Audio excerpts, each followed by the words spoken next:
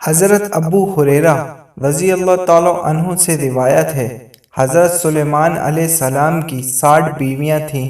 انہوں نے کہا، واللہ آج کی رات میں ان سب کے پاس جاؤں گا تو ان میں سے ہر بیوی حاملہ ہوگی اور ہر بیوی ایک شہ سوار بچے کو جنم دے گی جو اللہ کی راہ میں لڑائی کرے گا، تو ایک کے سوا ان میں سے کوئی حاملہ نہ ہوئی اور ایک نے بھی ادھورے ناقص الخلقت بچے کو جنم دیا۔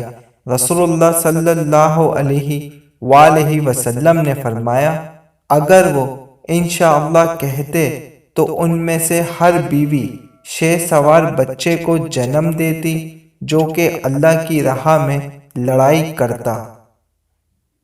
دوستو، حدیث پاک اور قرآن مجید میں ہمیں کافی جگہ دیکھنے کو ملتا ہے اللہ تعالیٰ نے فرمایا ہے کہ تم اپنے ہر کام میں انشاءاللہ کہا کرو، اگر سے انشاءاللہ کہو گے تو تمہارا کام ہو جائے گا، کیونکہ تم اس کام میں اپنے رب کو شامل کر دیتے ہو۔ اور اسی طرح سے آپ نے یاجوج ماجوج قوم کے بارے میں سنا ہوگا، جس دن وہ انشاءاللہ کہے گی وہ اس دیوار سے باہر آ جائیں گے، جو کہ قیامت کی نشانیوں میں سے ایک نشانی یاجوج ماجوج کی قوم ہے۔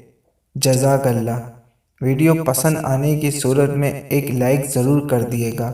اللہ حافظ۔